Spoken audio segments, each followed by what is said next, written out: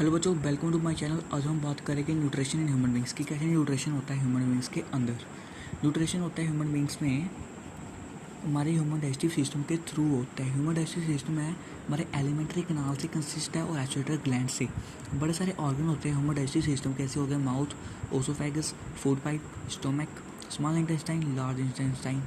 हमारे ग्लैंड है वो एसोसिएटेड हो जाते हैं ह्यूमन डाइजेस्टिव सिस्टम के, हमारा पार्ट होता है ह्यूमन डाइजेस्टिव सिस्टम का।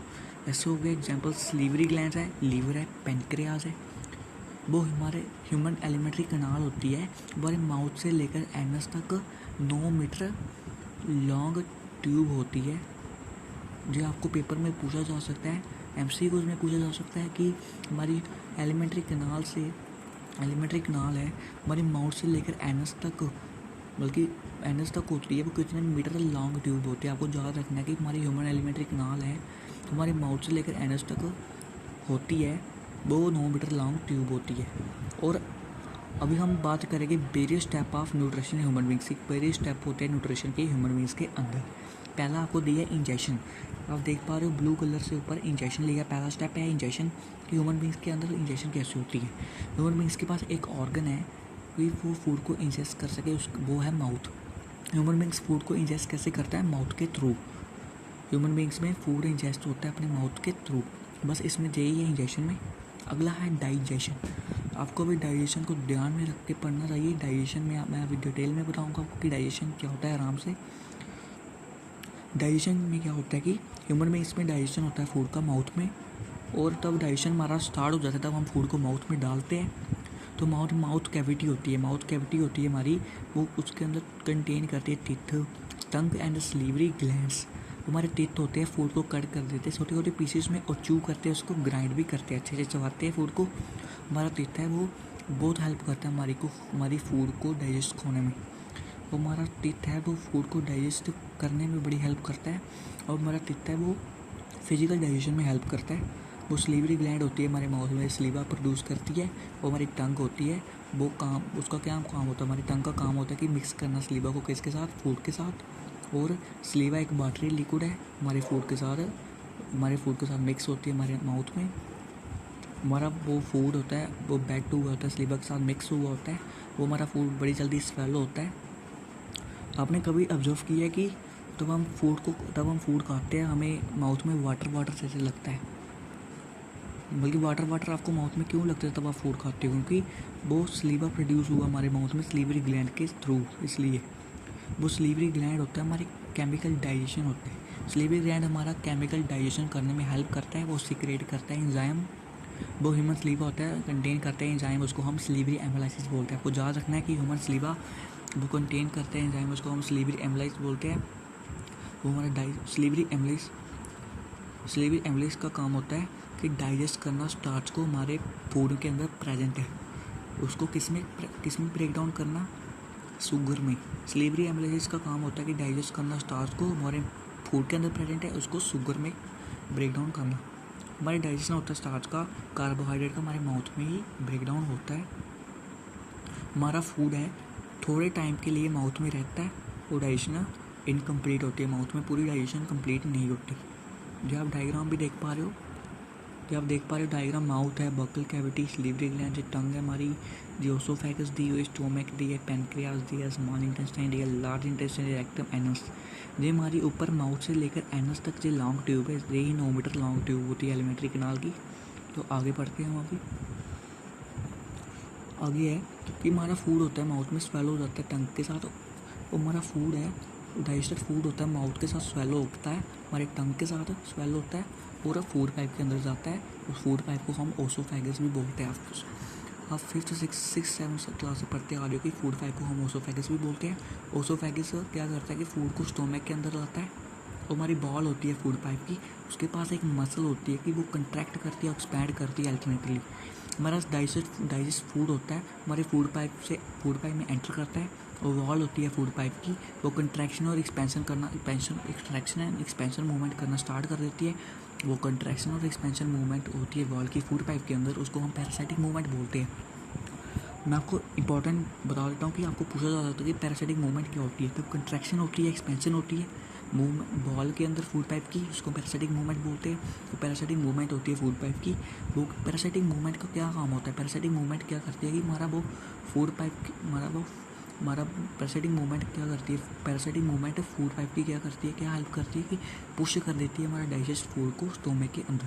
हमारा फूड है वो पाइप के पास होता है, उसको स्टोमक में लाने का काम पैरासिटिक मूवमेंट का होता है। हमारे डाइजेस्ट फूड को पुश करती है और स्टोमक में लाती है। और आगे है स्टोमक, हमारा जे शेप ऑर्गन का होता है, वो हमारे लेफ्ट साइड में प्रेजेंट होता है। ये भी क्वेश्चन पूछा जा सकता है कि स्टोमक किस शेप का होता है या कहाँ पर प्रेजेंट होता है। आपने जे शेप ऑर्गन का होता है और लेफ्ट साइड का एब्डोमेन में पाया जाता है। हमारा स्टोमक साइड लेफ्ट साइड में होता है। और हमारा फूड होता है डाइजेस्ट होता है स्टोमक में, और फूड हम चर्न करते हैं। आपको ये भी याद रखना है कि फूड हमारे स्टोमक में कितने घंटे रहता है। फूड हमारे स्टोमक में 3 घंटे रहता है। उस टाइम क्या होता है कि फूड छोटे छोटे पीसेस में टूटता है, स्मॉल पीसेज में, और सेमी सॉलिड एक पेस्ट में आता है। वो स्टोमक बाल होती है। आपको याद रखना है कि हमारी स्टोमक की बाल होती है। उसके बाद 3 ट्यूबुलर ग्लैंड होते हैं वॉल में। वो ग्लैंड हमारे प्रेजेंट होते हैं wall of the stomach, secret करते हैं गैस्ट्रिक जूस।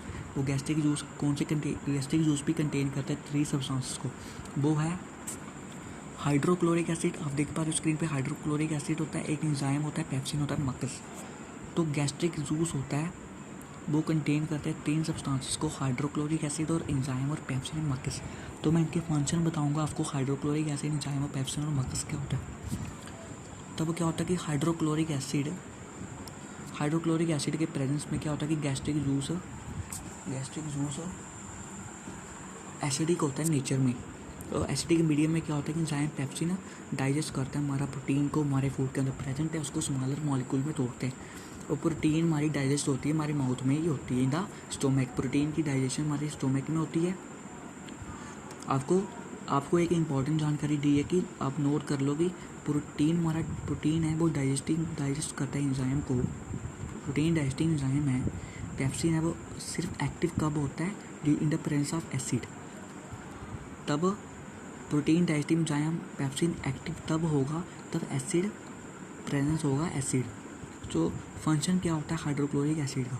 तो आपको पूछा जा सकता है कि फंक्शन ऑफ हाइड्रोक्लोरिक एसिड। तो फंक्शन होता है हाइड्रोक्लोरिक एसिड का स्टोमक में कि मीडियम बनाना गैस्ट्रिक जूस का एसिडिक। सो क्या हुआ, एंजाइम पेप्सिन है कि वो डाइजेस्ट कर सके प्रोटीन को प्रॉपरली अच्छी तरह से। और दूसरा फंक्शन होता है हाइड्रोक्लोरिक एसिड का कि किल कर दे बैक्टीरिया स्टोमक के अंदर हमारे फूड के साथ आया। बल्कि तब आपने कोई फूड खाया, फूड के साथ कोई बैक्टीरिया आया आपके स्टोमक में, तो वो हाइड्रोक्लोरिक एसिड उसको किल कर सके। उसे अगर मक्कस सिक्रीट नहीं होगा तो हाइड्रोक्लोरिक एसिड के साथ, अगर हमारे स्टोमक में मक्कस सिक्रीट नहीं हुआ तो हाइड्रोक्लोरिक एसिड क्या कर देगा, इरोजन कर देगा हमारे इनर लाइन ऑफ स्टोमक को। वो क्या बनाएगा, अल्सर हो जाएगा हमारे स्टोमक में। तब एसिड होता है हमारे हाइड्रोक्लोरिक एसिड। तो मक्कस का सिक्रेट होना ज़रूरी होता है। तो अगर मक्कस सिक्रेट नहीं हुआ तो हमारे स्टोमक की लाइनिंग में अल्सर बन जाएगी। हमारा डाइजेस्टेड फूड होता है वो हमारे स्टोमक में जाता है, फिर हमारे स्मॉल इंटेस्टाइन में जाता है। वो हमारा आगे है कि स्टोमक से क्या होता है कि हमारा डाइजेस्टेड फूड होता है स्मॉल इंटेस्टाइन में एंटर कर देता है। स्मॉल इंटेस्टाइन आपको याद रखना है कि स्मॉल इंटेस्टाइन हमारी लार्जेस्ट पार्ट है एलिमेंट्री कैनाल की। ये भी आपको MCQ से फिलअप में पूछा जा सकता है। ऐसे भी आपको पता होना चाहिए स्मॉल इंटेस्टाइन हमारी लार्जेस्ट पार्ट है एलिमेंट्री कैनाल की। वो 6.5 मीटर लॉन्ग है एडल्ट मैन में। एलिमेंट्री कैनाल है 6.5 मीटर लॉन्ग है एडल्ट मैन में। स्मॉल इंटेस्टाइन हमारी लॉन्ग है और स्मॉल इंटेस्टाइन एक नैरो भी है। स्मॉल इंटेस्टाइन को अरेंज किया जाता है क्वाइल में। और आपको बता दूं कि आपको नोट कर लो कि लेंथ होती है स्मॉल इंटेस्टाइन की वो सारे एनिमल में डिफरेंस होती है कि कैसा फूड खा रहे हैं वो। बल्कि वो हमारी स्मॉल इंटेस्टाइन होती है ना सभी एनिमल में अलग होती है। बल्कि एग्जांपल ले लो कि सेल्यूलोज एक कार्बोहाइड्रेट फूड है, वो डाइजेस्ट होता है बड़ा डिफ़िकल्टी। बल्कि आप तब आप सेल्यूलोज खाते हो, कार्बोहाइड्रेट फूड होता है वो डाइजेस्ट होने में बड़ा टाइम लेता है, मतलब डिफ़िकल्टी होता है उसमें डाइजेस्ट होना। सेल्यूलोज एक कार्बोहाइड्रेट फूड है, वो डाइजेस्ट नहीं होता इतनी जल्दी, बहुत टाइम लेता है में डाइजेस्ट होने में थोड़ा टाइम लेता है वो। तो हार्बीवोरस एनिमल कौन से होते हैं, वो प्लांट खाते हैं। वैसे काऊ काऊ क्या करती है कि ग्रास ईट करती है। इसका बहुत बड़ा स्मॉल इंटेस्टाइन होता है काऊ का, कि वो सेल्यूलोज वो हमारा ग्रास के अंदर प्रेजेंट होता है। सेल्यूलोज आपको याद रखना है कि ग्रास के अंदर प्रेजेंट होता है, वो कि डाइजेस्ट हो जाए कम्प्लीटली। मैं आपको फिर से बता देता हूँ कि वो ग्रास के अंदर सेल्यूलोज प्रेजेंट होता है। आपको पता है कि काऊ ग्रास खाती है, उसके अंदर सेल्यूलोज प्रेजेंट होता है। सेल्यूलोज तब काऊ खाती है तो उसको डाइजेस्ट होने में बड़ा टाइम लगता है, इसलिए काऊ का बड़ा सा स्मॉल इंटेस्टाइन होता है। तो मीट एक फूड होता है, तो हमारा डाइजेस्ट हो जाता है ईजी। तो कार्निवोरस एनिमल होते हैं, जैसे टाइगर वो मीट करते हैं, वो उनकी छोटी स्मॉल इंटेस्टाइन होती है, क्योंकि वो जल्दी डाइजेस्ट हो जाता है। वो हमारा स्मॉल इंटेस्टाइन होता है ह्यूमन बींग्स के अंदर, उसमें पूरा डाइजेशन हो जाता है फूड का, कोई कार्बोहाइड्रेट, प्रोटीन या फाइट। आपको ये भी याद रखना है कि स्मॉल इंटेस्टाइन होती है ह्यूमन बींग्स में, उसमें पूरा डाइजेशन होता है फूड का। कोई भी कार्बोहाइड्रेट ले लो, प्रोटीन ले लो, फैट, उसमें पूरा डाइजेस्ट होता है, पूरा डाइजेस्ट हो जाता है हमारा फूड। वो स्मॉल इंटेस्टाइन होती है, वो सिक्रेट करती है 2 ग्लैंड। आपको ये याद रखना है 2 ग्लैंड कौन से, लीवर और पेनक्रियास। आपने नाम सुना होगा लीवर और पेनक्रियास। लीवर क्या करता है, सिक्रेट कर देता है वाइल को। वाइल एक ग्रीनिश जेलो लिक्विड है, हमारे लीवर में नॉर्मली स्टोर हुआ होता है गैल ब्लैडर में।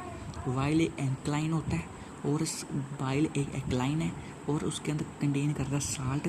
वो क्या करता है कि वाइल एक एल्कलाइन है, वो कंटेन करता है साल्ट। वाइल क्या करता है कि हेल्प करता है कि ब्रेक कर दे फैट को। आपको ये याद रखना है कि लीवर के अंदर लीवर सिक्रेट करता है वाइल। कोई आपसे पूछ ले कि लीवर क्या सिक्रेट करता है, आपने बोला लीवर सिक्रेट करता है वाइल। वाइल एक ग्रीनिश येलो लिक्विड होता है, वो लीवर के अंदर पाया जाता है, वो नॉर्मली किस में स्टोर होता है, गैल ब्लैडर में। वाइल एक एल्कलाइन है, कंटेन साल्ट। कोई आपसे पूछे कि वाइल का क्या फंक्शन होता है, तो आपने बोलना है कि वाइल का फंक्शन होता है कि ब्रेक करना फैट को फूड में प्रेजेंट है। तो लीवर भी ब्रेक डाउन करता है फैट की। तो वाइल परफॉर्म करता है 2 फंक्शन। वो हमारा एसिडिक फूड वो हमारे स्टोमक में आ रहा है, कमिंग फ्रॉम स्टोमक में आ रहा है, उसको एल्कलाइन करना। पैनक्रेटिक एंजाइम एक्ट करता है, और वाइल साल्ट हमारा ब्रेक करता है फैट को कितना प्रेजेंट है फूड के अंदर स्मॉल ग्लोब्यूल्स में, कि वो ईजी हो जाए एंजाइम्स के लिए एक्ट करना और डाइजेस्ट करना। पैनक्रियाज, आपको ये याद रखना है, पैनक्रियाज एक लार्ज ग्लैंड है, वो पैरेलल लाई करती है बीनीथ स्टोमक। पैनक्रियाज होता है, सिक्रेट करता है पैनक्रेटिक जूस। वो कंटेन को क्या करता है, digestive enzyme like pancreatic amylase, trypsin, lipase. Enzyme amylase का क्या काम होता है, जो आपको याद रखना है फंक्शन की एंजाइम एमलाइसिस। जब आप लीवर की डायग्राम के ऊपर लाइन देख रहे हो, enzyme amylase break down the starch, the enzyme trypsin digest the protein. जो 3 फंक्शन आपको याद रखने हैं, पेपर में पूछे जा सकते हैं कि एंजाइम एमलाइसिस क्या करता है कि ब्रेक डाउन करता है स्टार्च की, और एंजाइम ट्रिपीजियन डाइजेस्ट करता है प्रोटीन, और एंजाइम लिप्सा ब्रेक डाउन करता है एम्ल्सिफाइड फैट। तो आपको याद रखना है कि एंजाइम एम्ल्सिफाइड ब्रेक डाउन करता है स्टार्च को, एंजाइम ट्रिपीजियन डाइजेस्ट करता है protein, enzyme lipase break down करता है फैट को। ठीक है बच्चों, आगे चलते हैं कि वॉल होती है स्मॉल इंटेस्टाइन की, वो ग्लैंड कंटेन करती है, वो सिक्रेट करती है इंटेस्टाइनल जूस। वो हमारी स्मॉल इंटेस्टाइन की वॉल होती है, इंटेस्टाइनल जूस क्रिएट करते हैं। इंटेस्टाइनल जूस बड़े सारे नंबर ऑफ एंजाइम होते हैं, वो क्या करते हैं कि डाइजेशन कंप्लीट करती है कोई कम्प्लेक्स कार्बोहाइड्रेट का ग्लूकोज में, और प्रोटीन को अमीनो एसिड। आपको मैं फिर से बताता हूँ, ये अच्छा कंसेप्ट है कि वॉल होती है हमारी स्मॉल इंटेस्टाइन की, कंटेन करती है ग्लैंड कि वो सिक्रेट करता है इंटेस्टाइनल जूस। इंटेस्टाइनल जूस है वो कंटेन करता है बड़े सारे एंजाइम, इसको कंप्लीट करता है डाइजेशन ऑफ कम्प्लेक्स कोई भी कार्बोहाइड्रेट को ग्लूकोज में, और प्रोटीन को अमीनो एसिड में, फैट को फैटी एसिड में, ग्लाइसरोल में। ग्लूकोज हो गया, अमीनो एसिड हो गया, फैटी एसिड हो गया, ग्लाइसरोल हो गया, वो स्मॉल है, बड़े सारे छोटे वाटर सॉलिड मॉलिक्यूल होते हैं भाई। हमारा डाइजेशन होता है, कन्वर्ट कर देता है लार्ज और सॉलिड फूड मॉलिक्यूल को स्मॉल में, वाटर सॉलिड मॉलिक्यूल्स में। तो केमिकल डाइजेशन होती है फूड में, किसके थ्रू होती है, बायोलॉजिकल कैटलिस्ट के थ्रू, एंजाइम्स। केमिकल डाइजेशन कैसे होती है हमारी फूड की, एंजाइम्स के थ्रू होती है। जब हमारा डाइजेशन ख़त्म हुआ, मैंने आपको अच्छे से समझाया कि डाइजेशन क्या होती है। अभी आपको अगला स्टेप अच्छे से समझना है कि ऑब्जर्वेशन क्या होती है।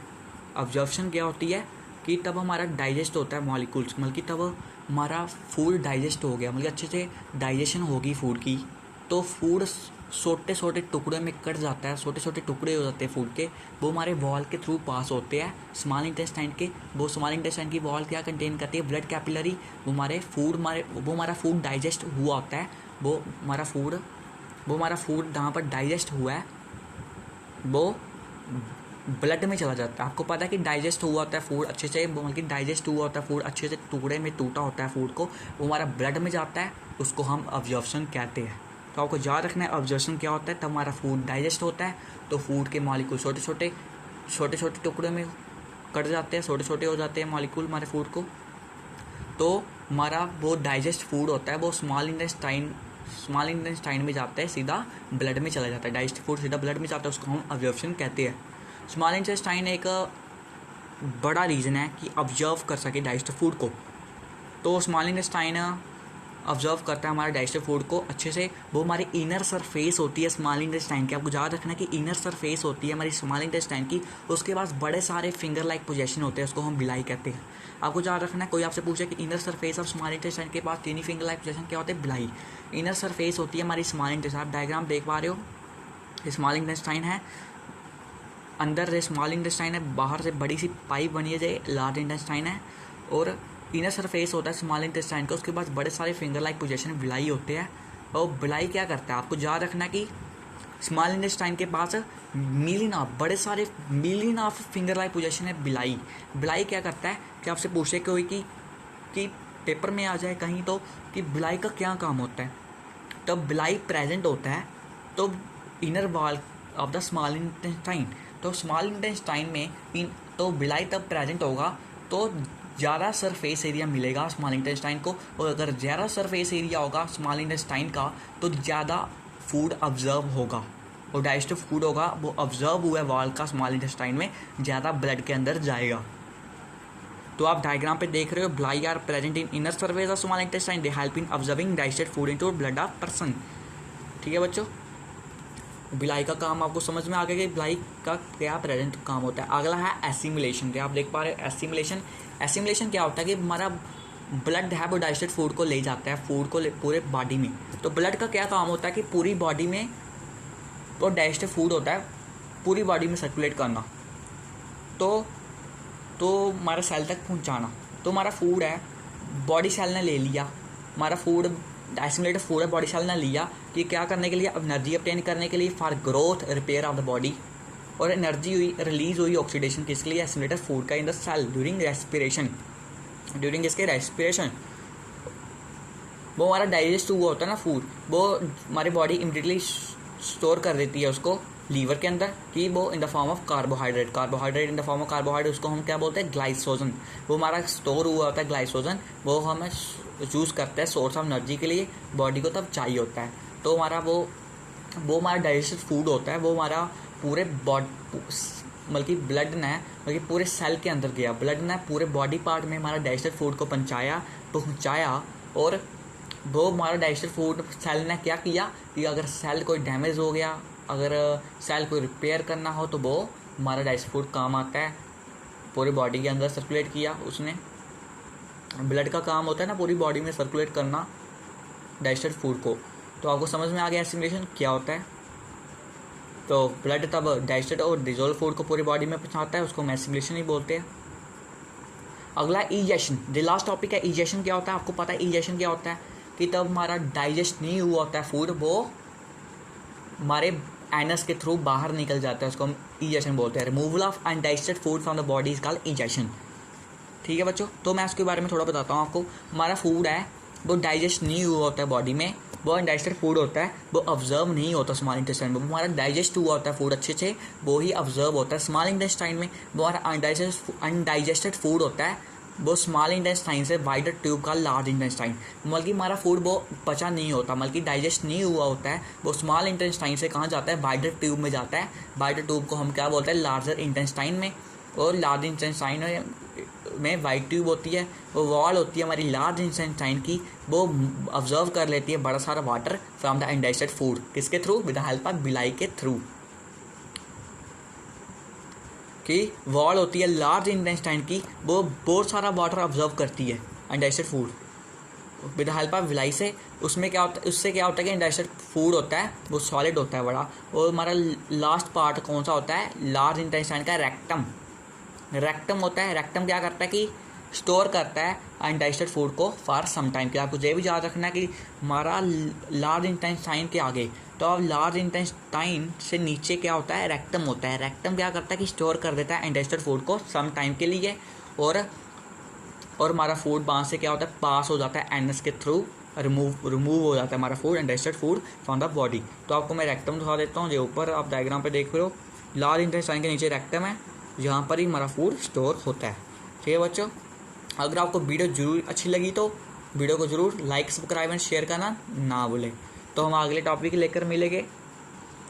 हम आगे एरोबिक रेस्पिरेशन, अनएरोबिक रेस्पिरेशन पढ़ेंगे।